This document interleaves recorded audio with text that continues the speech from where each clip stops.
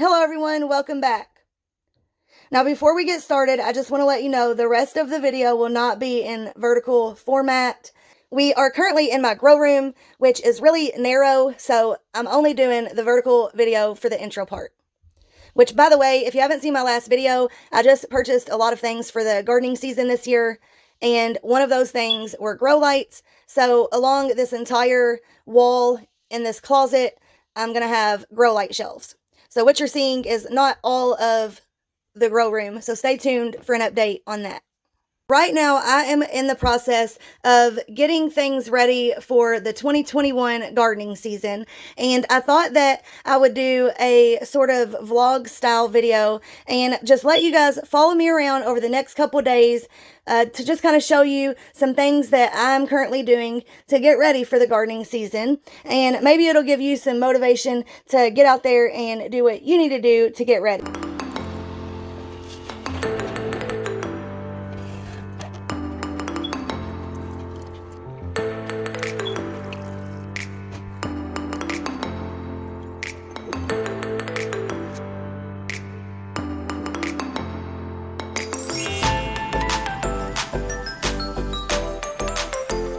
Whenever I started these LISIANTHUS, I had pretty good germination, but then I think what I had done was when I was misting them, I was basically uprooting them.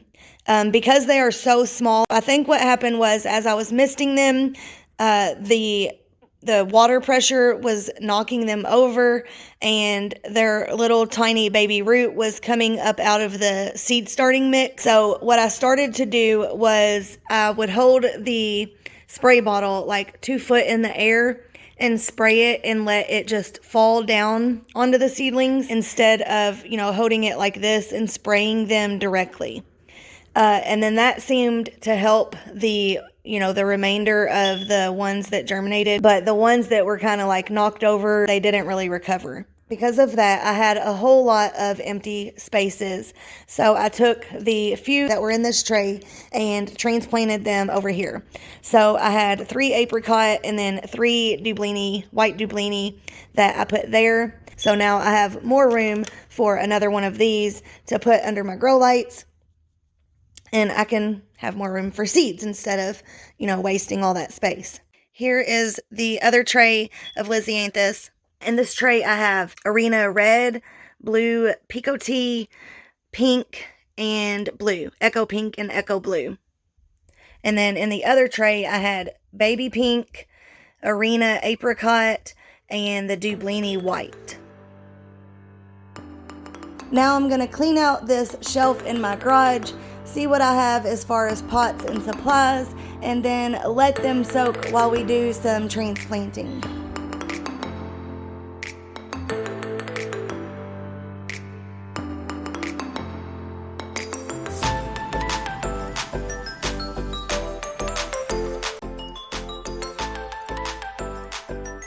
So here we have some seedlings that I'm going to transplant today. I have some cut flower kale, I have some dill, I have bishop's flower, and then I also have snapdragons, carnations, eucalyptus, lavender, but some of those things have not yet finished germinating, so I will transplant them as they are ready. And then I have some broccoli and Brussels sprouts that I seeded heavily in these 3-inch pots. I'm going to separate these and put some of these in the plug tray. And then I also am trying to start some dahlias from seed, but those will probably stay in these pots until they go out into the garden. Now, when you are transplanting any kind of seedling, it's really important that you make sure the soil level is the same when you transplant it. Sometimes we will have a little bit of seed starting mix kind of crumble away. So you really want to pay attention to where that soil level was, because 9 times out of 10, it is going to cause that stem to rot, and eventually that seedling is going to die if you cover it up too deeply. Of course, there are some things like tomatoes, I think we all know, those will grow roots anywhere the soil meets the stem, but most things are going to rot and die.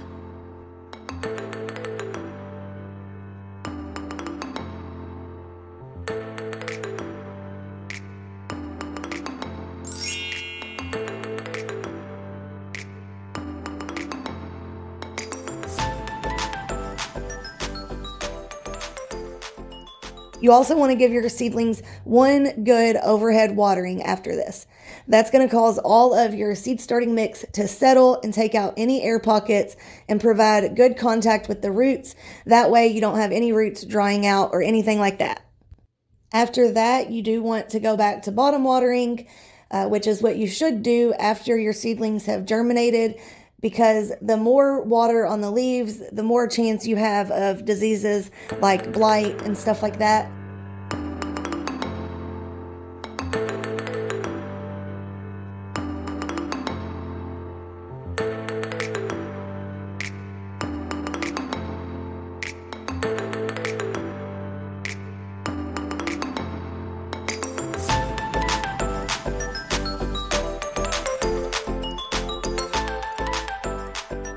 Oh my gosh, these eucalyptus smell so good.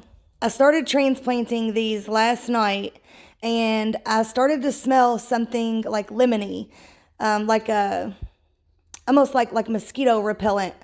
And I didn't know what it was. I didn't think anything of it. And then just now, while transplanting the rest of them, I smelled it again, and it's the eucalyptus. I totally forgot that this was the lemon scented gum variety. So I looked at the seed packet, and it turns out these are actually used as a natural bug repellent because of the citronella scent. And I've also got some baby blue eucalyptus. If you haven't seen my floret seed haul, I was able to get my hands on the baby blue. There aren't a whole lot of seeds, so I'm hoping that I can get these to germinate pretty good. I had pretty good germination on the other variety of eucalyptus, so I'm hoping I have pretty good luck with these. These are like the more rounded leaf. The leaves are rounder on this variety. And I'm going to be seeding a few of these today. It says that it can take up to 45 days to germinate, but everyone that I've either talked to or watched videos about has said that it doesn't usually take that long. So what I'm going to do, because I really don't need to be starting them this early, but I wasn't sure how long they would take to germinate, so that's why I went ahead and planted some of these. So just in case these do take a little bit longer, I'm going to start just a couple in these 3-inch pots and see how long they take. And if they germinate pretty quickly, then I'm going to wait till about 8 weeks before my frost date to seed the rest. But if I feel like it's taking quite a while, then I'll probably go ahead and plant the rest of the eucalyptus that I plan to plant this year.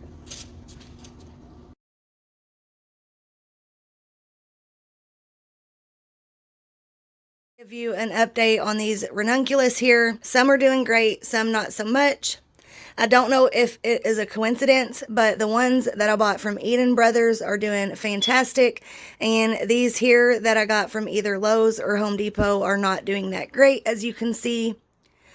Again, it could be a coincidence, but when I pre-sprouted those, they were moldy and mushy, and I had to throw a lot of them out when I went to check on the roots and pull them out and replant them. And then most of these, I think there was only one from Eden Brothers that I had to throw out that had a little bit of mold growth. I planted these on January 5th, and today is February 9th. So these have been growing about a month, a little over a month. So we'll see if we have any more growth on any of these other corms. The ones over here are just a mix, and then these out over here from Eden Brothers, I have the bridal bouquet mix and a romantic mix. Today is Friday, and this is the day that I usually fertilize my seedlings. What I use is this Neptune's Harvest. It's fish and seaweed fertilizer, and it doesn't actually have directions for seedlings. But what I usually do is 1 teaspoon to 1 tablespoon per gallon of water. So if they are brand new seedlings that have just germinated, I'll usually do 1 teaspoon. And then if they have been growing on for a couple weeks, then I will do 2 or 3 teaspoons or a tablespoon. I used to use Alaska fish fertilizer, and this year I purchased this, and I will say that the smell of the fish is not nearly as bad with this brand. So right now we are in the bathroom in my office. We don't utilize this shower, so this is where I come to do my Fertilizer Friday routine, which I got that idea from Nicole from Flower Hill Farm. It's really easy to remember when you do it that way. Now, since I'm growing on a much larger scale, I have extra trays, so I can just fill one up with the fertilizer and then take one of the trays out and put it in there. And then once it's done soaking up the fertilizer, I can replace it in its original tray and then pick this up and pour the extra out. But if you're growing on a much smaller scale, like I did for many years, you're only going to have the trays that you're growing in. So you're going to have one bottom tray and then your cell tray and then, the dome that goes on top. And if you don't have a good space that can get messy, most people are growing in their house in a closet or a spare bedroom. Whenever they're ready to be taken out, if you take the cell tray out and place it on the floor, it's going to drip and, make a mess. So something that I do, you may have noticed that there is an empty cell. So what I do, or what I used to do, I would leave one of those empty and then I would pour the water in that empty cell and then let it soak for a minute. And then you can just pick up the entire tray and, pour the water out of one of the corners. Just be careful that your entire, flat of plants doesn't slide out. But it's much easier to do it that way instead of having to pick the trays up, place them on the floor, fill it up with water, then put all the trays back, especially when you have multiple. It can get kind of cumbersome. But what I do is I just put the tray in the tray that has the fertilizer water in it. I let it sit for about 10 or 15 minutes. Then I will take it out, put it back in its original tray, and then I will do that to the next one because it usually doesn't soak up very much of it unless it's extremely dry. So I will just do that with all of the trays. Now you may want to be careful if you're dealing with any kind of disease issue. If you have some plants that aren't looking very healthy, you maybe don't want to place them in that same water. But as long as all of your plants are healthy and thriving, it shouldn't be a problem to place in that same tray of water. And as far as watering things like these ranunculus that don't have a tray that I can slide out, I just water them like normal, only using the Neptune's Harvest instead of just regular plain water. But I did want to show you what the soil looks like when I go to water them again. As you can see by how light brown it is, I wait until the top layer is pretty much completely dry, down to about maybe a 1/4 inch for a tray like this. One thing that I used to do for many years when I was first starting out gardening was I would water them before the top layer of soil started to dry out, so they were staying wet constantly. I didn't realize that even when a little bit is dry on the top, that there is still plenty of moisture down at the bottom of the tray, and they have moisture stored in their leaves as well. So you want to go until the top layer is pretty dry before watering them again, because if they are constantly sitting in completely wet soil, that means their roots are never getting any oxygen to them. There's more scientific information about why it's a good idea, but that's the basics.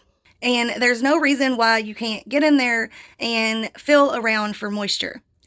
So, just go a couple inches away from your plant and move some of the dirt around until you start feeling moisture.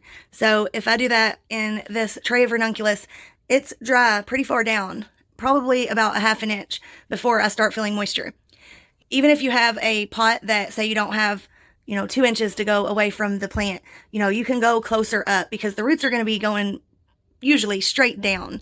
They're not really going to be on the surface. So don't worry about, touching a root or two and doing a whole lot of damage. You're going to most likely do more damage by constantly overwatering them than you would do just checking to see what the moisture levels are.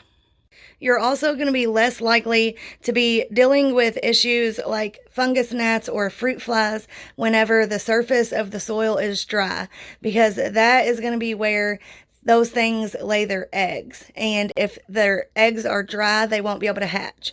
So if you keep allowing the top to dry out between waterings, you're also going to lessen the chances of having those kind of pest issues. So it looks like I have a lot of things to be starting this week, but for the sake of not making this video 45 minutes long, I will save that for the next video. But I would love for you to let me know down in the comments if you're growing any flowers, cut flowers, or vegetables this year, and if so, what you're growing. And I just wanted to say a quick, huge thank you to everybody that has been liking and sharing my videos as well as subscribing. It really does help. It shows YouTube that people are enjoying my content, and then they show it to more people. I would love to make it to 1,000 gardening friends by spring. That way I could get my channel monetized and spend more time making content for you all. But for now, thanks for watching, and I will talk to you in the next one.